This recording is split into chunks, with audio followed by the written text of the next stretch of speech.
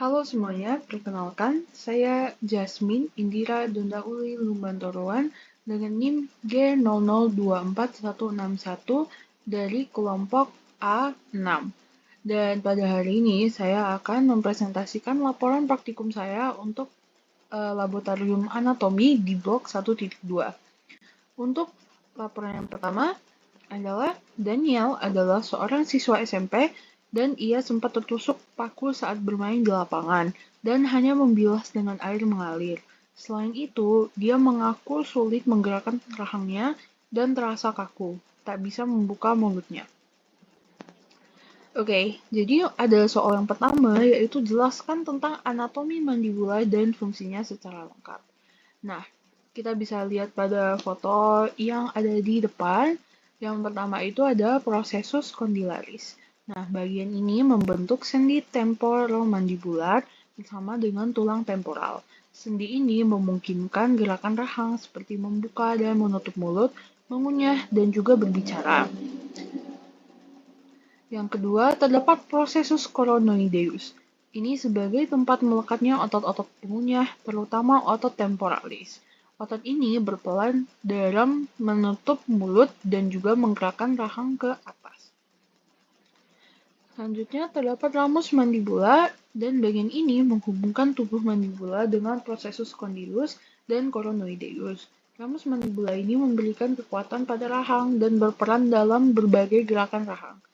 Yang selanjutnya terdapat linea obliqua. Nah, ini sebagai tempat melekatnya otot-otot pengunyah, seperti otot masseter dan juga otot pterygoideus medial. Otot-otot ini membantu dalam mengunyah dan menggerakkan rahang. Selanjutnya terdapat simfisis mandibula. Ini merupakan persatuan tulang rahang bawah pada bagian tengah. Jadi pada bayi yang baru lahir, simfisis mandibula ini masih berupa tulang rawan yang kemudian akan menyatu menjadi tulang keras. Selanjutnya terdapat pars alveolaris. Bagian ini mengandung alveoli atau rongga untuk menampung akar gigi bawah kita. Dan alveoli ini memberikan penunjang bagi gigi agar tetap kokoh pada tempatnya. Selanjutnya ada angulus mandibula. Jadi angulus mandibula ini merupakan sudut pertemuan antara ramus mandibula dan juga korpus mandibula. Bagian ini memberikan kekuatan pada rahang dan juga berperan dalam berbagai gerakan rahang. Selanjutnya terdapat foramen mental. Jadi foramen ini merupakan lubang dan karena dia foramen mental, dia ini merupakan tempat keluarnya saraf dan pembuluh darah mentalis yang menginervasi dan juga memberi suplai darah pada pipi bawah dan dagu. Selanjutnya terdapat korpus mandibula. Jadi bagian utama dari tulang rahang bawah yang memberikan bentuk dasar pada rahang kita. Nah, korpus mandibula ini berfungsi sebagai tempat melekatnya otot-otot lidah dan juga otot-otot yang mengatur gerakan bibir kita. Nah, yang bagian bawah ada basis mandibula. Seperti namanya, dia basis alias base. Dia itu merupakan bagian bawah dari korpus mandibula yang membentuk dagu. Jadi basis mandibula ini memberikan dukungan pada bagian bawah wajah. Selanjutnya terdapat tuberculum mental. Ini merupakan tonjolan tulang yang terletak di bagian tengah dagu. Tuberculum mentalis memberikan kekuatan pada dagu dan juga berperan dalam membentuk kontur wajah. Kemudian terdapat protuberantia mentalis. Jadi ini sama juga tonjolan tulang, namun yang ini lebih besar dibandingkan tuberculum mentalis. Dan dia itu terletak di bagian tengah dagu dan memberikan kekuatan pada dagu. Oke, untuk soal yang kedua adalah jelaskan penyusun musculus masticatores beserta fungsinya dan juga inervasinya. Oke, terdapat 4 muskulus seperti yang ada pada gambar. Yang pertama itu adalah musculus temporalis. Jadi fungsinya ini untuk menutup mulut dan juga menarik mandibula ke belakang. Selain itu, otot ini juga membantu dalam gerakan samping rahang. Yang kedua, terdapat pterygoideus lateralis. Ini membantu membuka mulut dan juga menggerakkan mandibula ke depan dan ke samping. Yang selanjutnya ada musculus pterygoideus medialis. Nah, otot ini bekerja sinergis dengan otot masseter untuk menutup mulut. Selain itu, otot ini juga membantu dalam gerakan samping dan juga protrusi mandibula. Nah, yang terakhir kita memiliki musculus masseter. Nah, otot masseter ini merupakan otot yang paling kuat di antara otot-otot pengunyahan yang lain.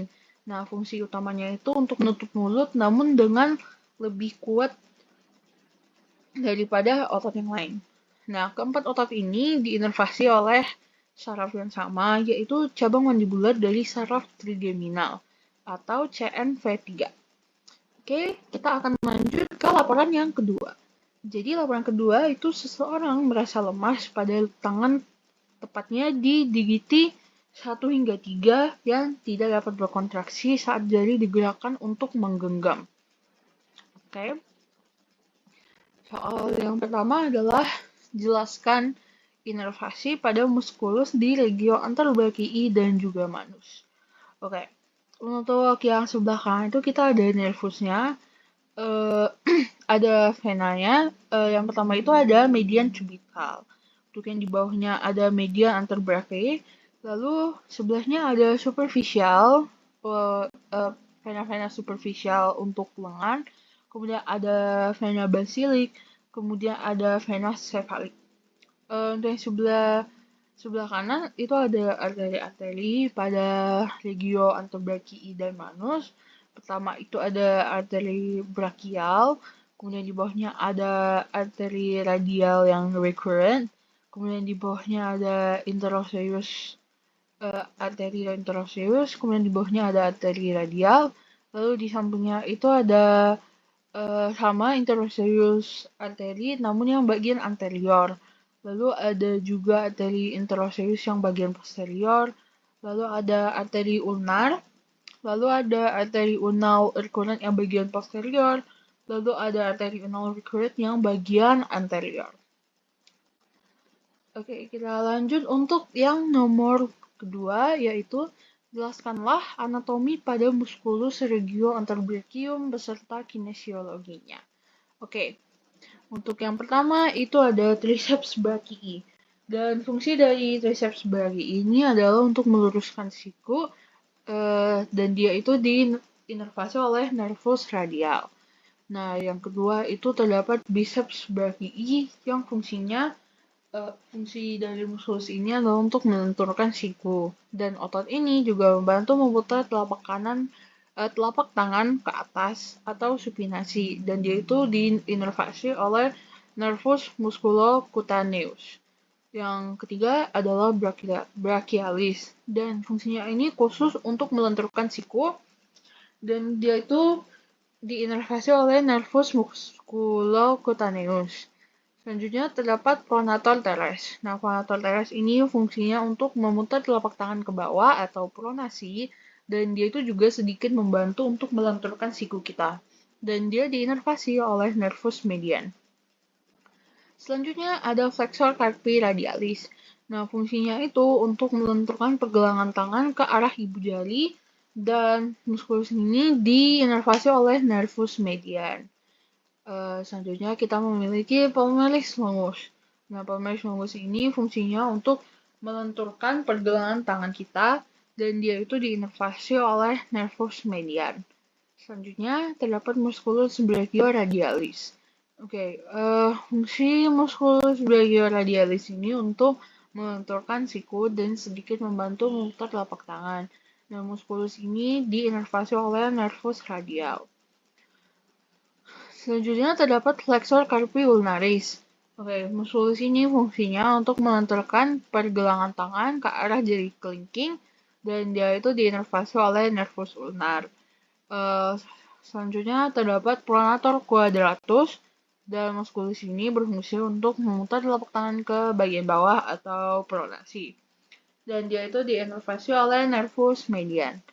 Selanjutnya terdapat flexor retinaculum, dan muskulus ini fungsinya adalah untuk menahan tendon-tendon otot flexor agar dia itu tetap pada tempatnya saat pergelangan tangan digerakkan. Seperti yang dilihat sebelumnya, itu terdapat median, ulnar, brachial, dan radial, dan itu merupakan inervasi paling utama pada muskulus-muskulus di regio anterbrachium ini. Dan fungsi utama dari muskulus ini secara utama itu adalah untuk menggerakkan siku kita dan juga pergelangan tangan kita. Oke, kita akan lanjut ke laporan yang ketiga. Laporan ketiga, seorang pria 23 tahun mengalami cedera lutut saat bermain futsal. Ia merasakan bunyi krek dan lututnya terasa tidak stabil. Setelah kejadian ini, lututnya membengkak dan sulit untuk digerakkan. Oke, untuk nomor yang pertama adalah jelaskan anatomi penyusun articulatio genu yang lengkap. Sebelumnya,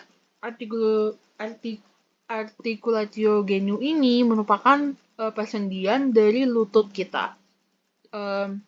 Seperti kasus pada laporannya, jadi kita akan membahas persendian di lutut.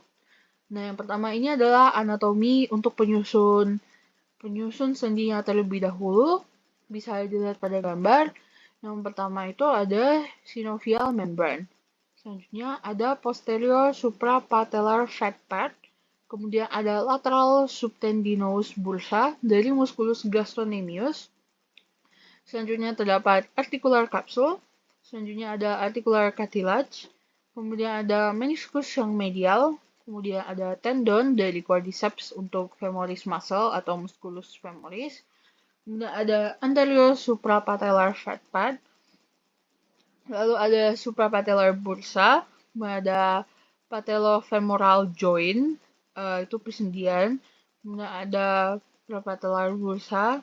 Kemudian ada infrapatellar fat pad. Kemudian ada subcutaneous infrapatellar bursa.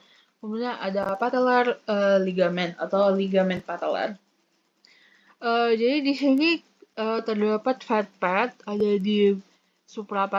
suprapatellar fat pad, dan fat pad ini kayak merupakan sebuah lapisan lemak yang dia itu bagian lembut dari persendian yang ada di lutut kita. Oke, untuk hal yang kedua itu adalah jelaskan ligamentum yang memperkuat articulatio genu. Jadi pada persendian di lutut kita atau pada persendian pada umumnya itu dia akan ada ligamen-ligamen pada persendian tersebut yang membantu memperkuat persendian dari antara tulang yang berhubungan, dan itu biasanya yang dimana ligamennya itu penting untuk pergerakan-pergerakan dari persendian di tubuh kita. Jadi kita bisa melihat di sini ligamen-ligamen yang ada di persendian pada lutut kita atau articulatio genu pada gambar di depan. Yang pertama itu adalah condyle lateral dari femur, kemudian ada ligamen cruciate yang bagian anterior, kemudian ada ligamen cruciate dari bagian posterior, kemudian ada condyle medial dari os femur, kemudian ada ligamen meniscofemoral bagian medial, kemudian ada ligamen meniscotibial bagian medial, lalu ada meniscus bagian medial, lalu ada ligamen transverse dari lutut, kemudian ada ligamen meniscofemoral posterior, kemudian ada ligamen meniscotibial anterior, dan terakhir ada meniscus lateral. Oke, kita lanjut ke nomor 3 dari laporan ini, adalah jelaskan anatomi dari os atau tulang femur. Oke, jadi pada gambar depan ada dua hadapan, yaitu anterior dan posterior. Untuk yang anterior, yang pertama itu ada trochanter major, lalu ada kepalanya, lalu ada fovea, lalu ada lehernya atau kolum, kemudian ada trochanter minor, kemudian ada badannya atau disebut shaft, kemudian ada epicondyle lateral, lalu ada condyle lateral, lalu ada patellar surface atau permukaan patellar, kemudian ada adductor tubercle, lalu ada epicondyle yang bagian medial, dan ada condyle yang bagian medial. Lalu kita akan lanjut ke bagian yang posterior. Jadi nampak ada piriformis fossa, lalu ada intertrochanteric crest, lalu ada calcar, lalu ada pectineal line, lalu ada gluteal tuberosity, kemudian ada linea aspera, kemudian ada foramen nutrient, lalu ada badannya juga atau shaft-nya, kemudian ada permukaan popliteal atau popliteal surface, kemudian yang terakhir itu ada intercondylar fossa. Oke. Nah, sekian dari laporan saya untuk praktikum anatomi blok 1.2. Sekian, terima kasih.